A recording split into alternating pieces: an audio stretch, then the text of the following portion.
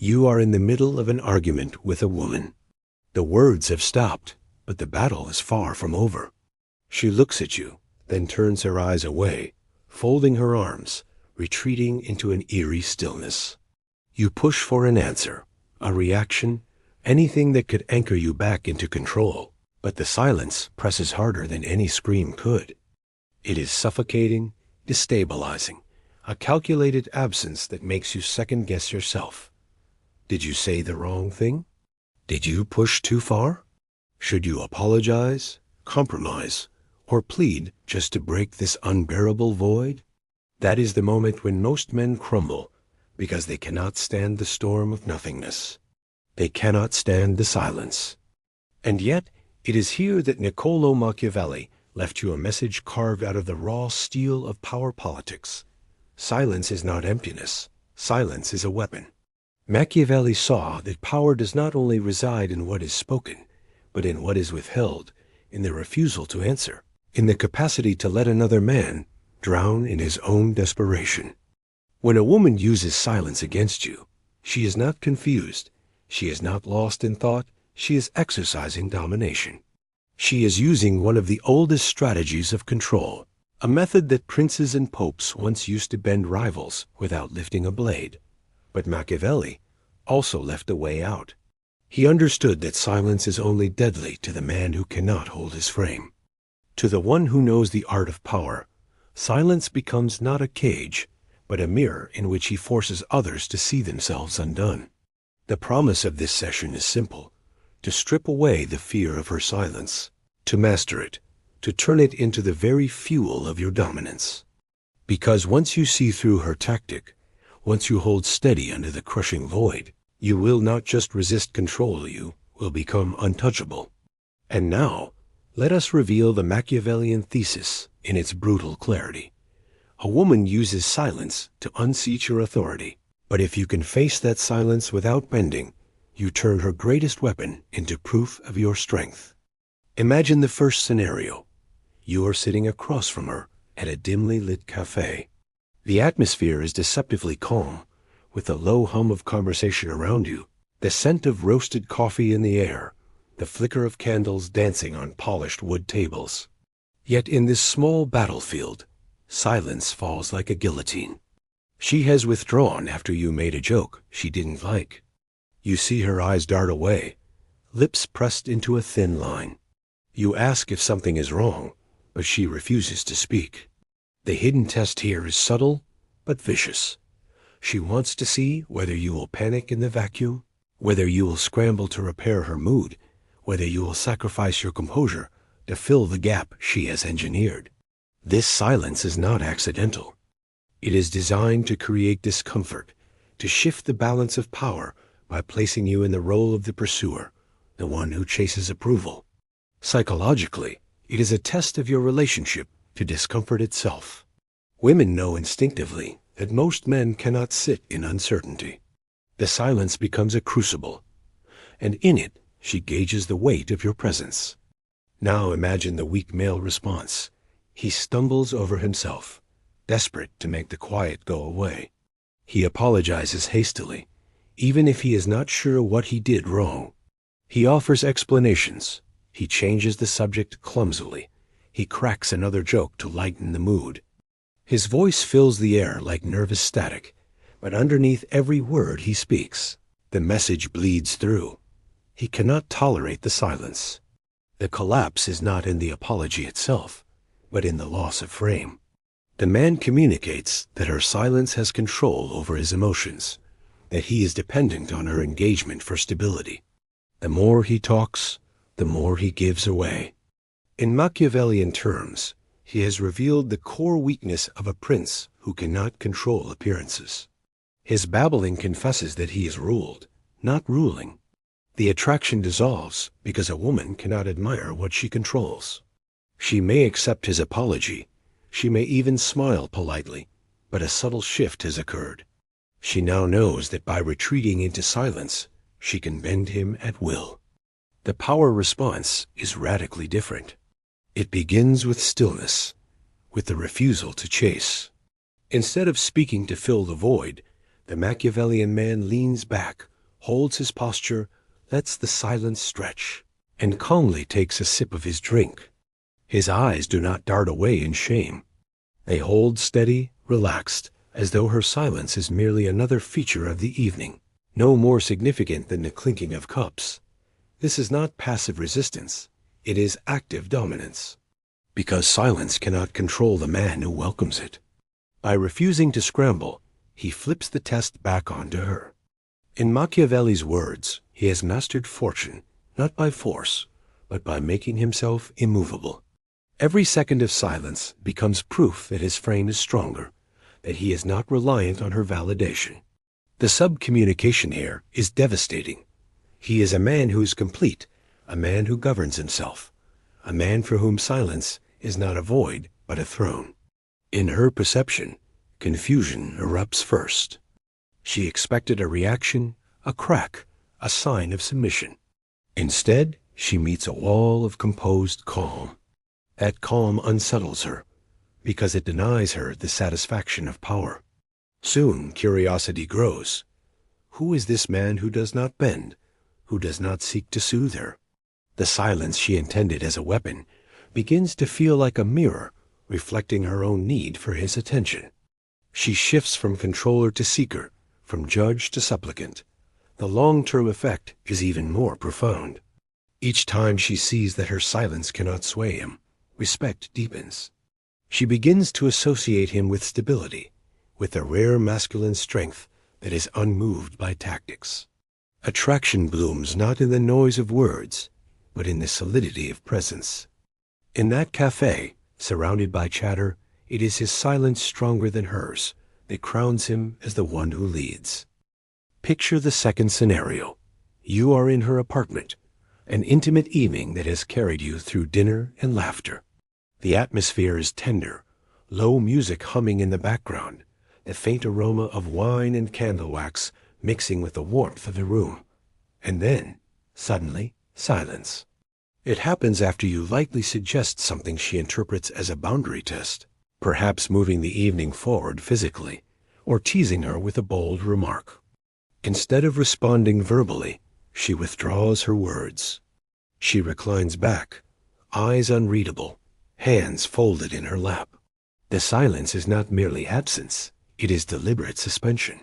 She is testing not just your patience, but your willingness to remain sovereign in a moment where your desire collides with her restraint.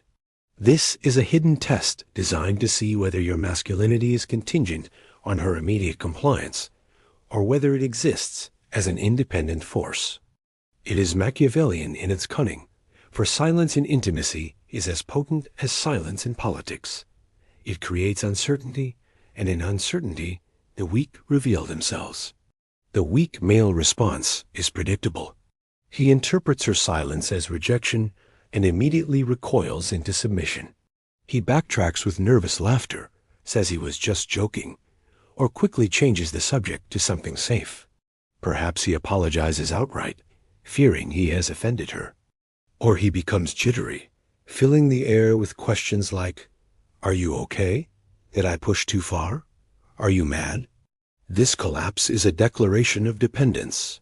It shows that his confidence is fragile, tethered entirely to her verbal approval. Psychologically, he betrays the truth. He cannot hold the weight of his own desire without needing her to carry it for him. From Machiavelli's view, such a man is like a ruler who abandons his ambition at the first hint of resistance, who reveals weakness to rivals by retreating too quickly. A silent withdrawal, instead of testing his stability, ends up unmasking his insecurity. She sees him not as a man of strength, but as a boy begging not to be punished. Attraction withers, not because he advanced, but because he retreated at the first sign of silence. A power response emerges when he does not retreat, but also does not force. He holds his frame with relaxed composure, allowing the silence to exist without scrambling to erase it. His body language communicates comfort, leaning back, perhaps a slight smirk, as if to say he is perfectly at ease with the tension. He does not apologize or explain, nor does he push aggressively. Instead, he lets his calm presence announce, that he is both unafraid of rejection and undeterred in his intent. This is deeply Machiavellian because it mirrors the strategy of a prince who never negotiates from weakness. Silence becomes his ally rather than his enemy because he refuses to cede control to it. He is not demanding, he is not retreating, he is reigning. His unshaken posture communicates a psychological dominance. I am here. I am certain. I do not depend on your words to validate my being. In Machiavelli's framework, this is the essence of power, appearing unmovable while subtly shifting the balance of control. Her perception of this response is transformative. At first, she may feel a flash of frustration. Why does her silence not unnerve him? Why does he not beg for her reassurance or bend into apology? But as the seconds stretch, her own silence begins to turn inward. She feels her control slipping because the very tactic meant to destabilize him has left her wrestling with her own uncertainty. Curiosity rises, attraction intensifies. She sees him as rare, a man who does not collapse under pressure, who holds his course even when the environment turns against him. Long term, this reshapes the entire dynamic. She begins to understand that her silence cannot govern him, that he is an authority in his own right. Her respect deepens, and with it her desire, because he has demonstrated that he can carry the weight of tension without surrender. In her private reflection, she may never admit it aloud, but she feels compelled to lean back into him, because his composure under silence marks him as a man of true presence. Now picture the third scenario. You are at a social gathering, surrounded by friends and acquaintances, when she decides to test you in public. After you share a bold opinion or tease her lightly in front of others, she responds with silence. No smile, no rebuttal, just a cool withdrawal into stillness while others glance between the two of you. The hidden test here is about social authority. Can you hold your frame in the presence of an audience? Or will her silence humiliate you into submission? This is no longer just about personal discomfort. It is about your ability to lead under scrutiny, to maintain dominance when the eyes of others are watching. Silence in public is Machiavellian theater. It is her attempt to strip your charisma in front of witnesses, to see whether your status can be cracked open by her refusal to play along. The weak response in this situation is disastrous. The insecure man instantly becomes reactive. He laughs nervously, tries to soften his earlier statement, or worse, over-explains himself in front of everyone. His words spill out in a rush, his tone pleading as he attempts to regain her approval. The audience feels the shift. They see him collapse, see her silence pull the strings of his behavior. Socially, this is the equivalent of a prince admitting he rules at the mercy of another's favor. The collapse ripples through the room. Because attraction is never contained in private, it is always magnified under the gaze of others. His weakness communicates not just to her, but to everyone watching, that he cannot stand as his own authority. He loses respect, he loses status, and she, even if unconsciously, loses desire. In her eyes, his masculinity is publicly unmasked as brittle. The power response in this public silence is to stand unflinching. He does not apologize, he does not scramble, he does not shrink. Instead, he allows her silence to exist without reacting to it. He may even redirect his attention back to the group, continuing the conversation with others as if nothing has happened. His composure tells the room, and her, that her silence does not define him. This is Machiavellian mastery of appearances. He holds control not by confronting her silence, but by demonstrating that it has no hold over him. By moving fluidly into the larger social frame, he establishes that he is the one others orbit around. Silence becomes irrelevant because his presence dominates the environment. He turns her tactic into dust by refusing to acknowledge it as a threat. Her perception in this public test shifts dramatically. She expected his frame to crack under the pressure of witnesses, but instead she sees him command the room. Her silence, meant to isolate him, only highlights his self-sufficiency. Confusion gives way to admiration, and admiration to desire, because few men can carry social authority without needing their woman's constant validation. Long term, this plants an unshakable recognition. He is not just her leader in private, but in the eyes of others. His status is real, untouchable, and that recognition deepens her investment in him. What began as a test to break him becomes proof of his ascendancy. The fourth scenario unfolds in the aftermath of conflict. Imagine you have just had an argument with her, sharp words exchanged, emotions high. Now the storm has passed, but instead of reconciliation, she retreats into silence. She sits on the couch, scrolling absently on her phone, or perhaps staring off at the wall, her body language closed, her lips sealed. The silence is not peace. It is a lingering weapon. She is waiting, testing, seeing if you will crawl back into her orbit, if you will surrender your authority to end the tension. This is the hidden test. She wants to know whether you will betray your own convictions in order to patch over the discomfort. In Machiavelli's world, this is the moment after battle, when the enemy feigns withdrawal to see if you will expose yourself in pursuit. Her silence here is strategic retreat, a method of control disguised as disengagement. The weak male response is to grovel. He cannot bear the oppressive quiet, so he rushes to repair what he perceives as broken. He apologizes profusely, even if his point was valid. He explains himself over and over, desperately trying to make her understand. He lowers his voice into a submissive tone, offering small gestures, bringing her water, touching her arm, begging for her attention. Psychologically, he reveals his terror of abandonment. He shows that his need for harmony outweighs his commitment to his own frame. From Machiavelli's perspective, this is political suicide. A ruler who yields to silence becomes ruled by it. His eagerness to end the discomfort tells her that she possesses the real authority. She learns that she can command him not with arguments, but with withdrawal. Each apology cements her dominance. Each groveling gesture confirms that she is the sovereign and he the subject. Attraction cannot survive in such an arrangement, for desire does not live in the conquered. The power response is the opposite. He does not chase, nor does he force reconciliation. He remains present, calm, secure in his own conviction. Perhaps he pours himself a drink, opens a book, or continues with his evening plans without ceremony. His demeanor communicates not indifference, but self-possession. I am grounded whether you engage or withdraw. He refuses to let her silence dictate his emotions. If he speaks at all, it is with calm simplicity, something like, "I've said what I meant, and I stand by it," followed by relaxed composure.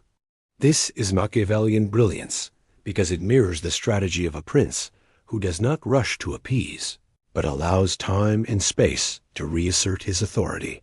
He knows that bending now would destroy respect, so he holds steady, letting the silence collapse under its own weight. His refusal to be moved makes him the immovable center of the dynamic.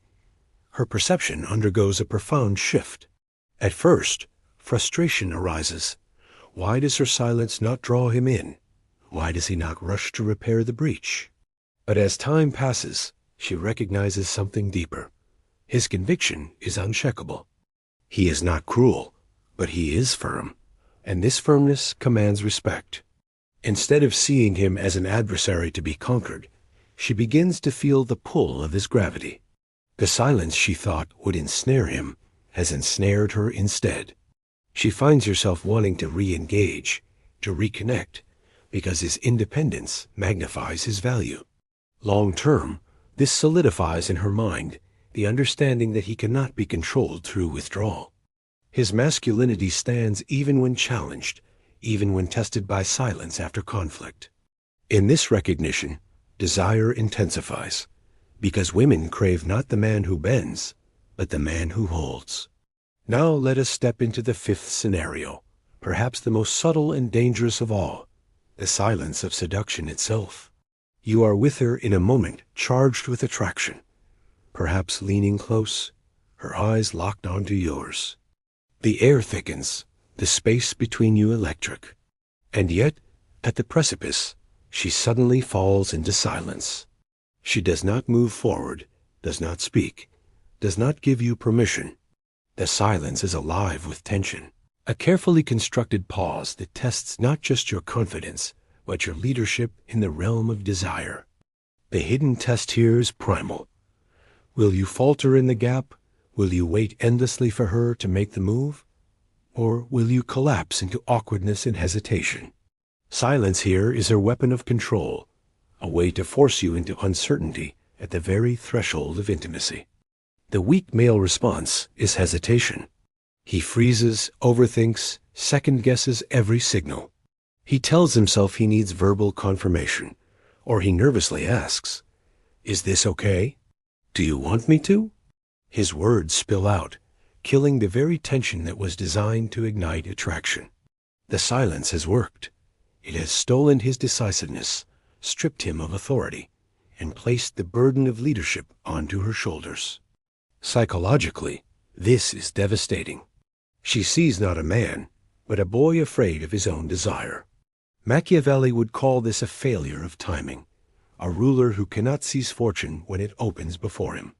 By hesitating, he communicates weakness, and the attraction that once swelled in the air evaporates into disappointment. The silence wins because he could not move within it. The power response is mastery of the pause. Instead of fumbling, he embraces the silence, letting it amplify the tension rather than collapse it. He holds her gaze, unflinching, his body calm, his presence steady. He does not fill the air with words, because he knows the silence belongs to him. When he finally acts leaning closer, guiding her with decisive but controlled movement, it is with full authority. He does not ask, he leads. This is Machiavellian precision, the ability to act not too early, not too late, but at the perfect moment, turning uncertainty into dominance. His composure under silence becomes a demonstration of control, not over her, but over himself. And self-control is the core of all external command. Her perception in this moment shifts from testing to surrender. The silence she created, expecting to see hesitation, is met with poise so unshakable that it deepens her desire. She feels the thrill of being led by a man who does not flinch, who does not need constant affirmation, who owns the silence as part of his presence. Confusion dissolves into arousal, and long-term respect takes root. She understands that even in the most delicate crucible of intimacy, he remains sovereign. His ability to hold steady under silence marks him as rare, the kind of man women whisper about, because he is not like the rest. He is not undone by the unsaid. He reigns in the void. Across these 5 scenarios, a clear arsenal emerges. Silence, wielded by a woman, is not confusion, not passivity, but strategy. It is her way of testing your strength, probing the edges of your composure, searching for cracks in your frame. Each moment of silence is a crucible in which your masculinity is either shattered or revealed as indestructible. The weak man, unable to bear the weight of the void, scrambles, apologizes, over-explains, hesitates, or retreats. He communicates dependence, fragility, and the desperate hunger for approval. In Machiavelli's terms, he is a ruler undone by appearances. At Prince Hu's, authority is lost because he cannot master perception. Attraction collapses not because of the silence itself, but because of what his response to silence reveals, the absence of sovereignty. A powerful man, by contrast, embraces silence as his domain. He does not resist it. He does not fear it. He does not chase it away with nervous chatter. He holds stillness as a throne. In private, he leans back, relaxed, refusing to scramble. In intimacy, he allows tension to expand, letting silence become the canvas upon which desire is painted. In public, he stands unshaken, commanding not just her respect, but the respect of the entire room. After conflict, he does not grovel. He maintains his conviction, letting silence dissolve against the walls of his authority. In the realm of seduction, he holds the pause until it magnifies his power, acting with decisive precision when the moment ripens. Each response communicates the same truth. I am complete. I am sovereign. I do not bend. This is Machiavellian mastery, because he rules not through noise, but through the unflinching control of his own presence. The tactical toolkit, then, is clear. First, learn to welcome silence instead of resisting it. When she withdraws into quiet, breathe, lean back, and let the void exist without chasing it.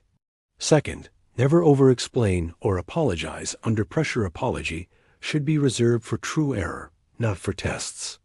Third, redirect your attention outward when necessary, especially in public.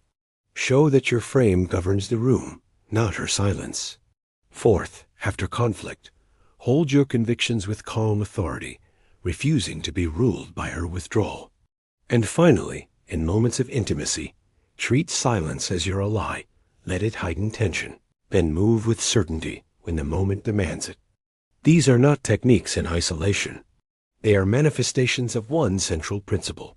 The man who cannot be shaken by silence cannot be controlled by it. This is the Machiavellian ideology that threads through every scenario.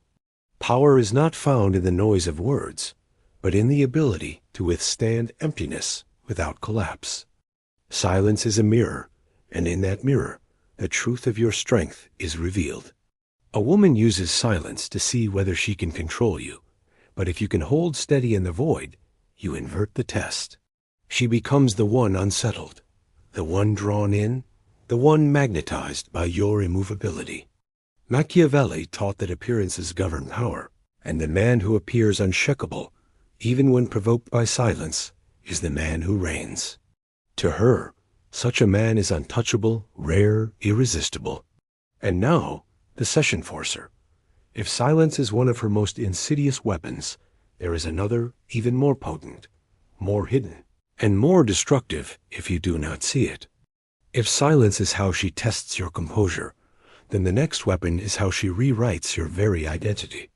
In our next exploration, we will expose how subtle guilt woven through words, gestures, and expectations becomes the invisible chain by which she binds your authority.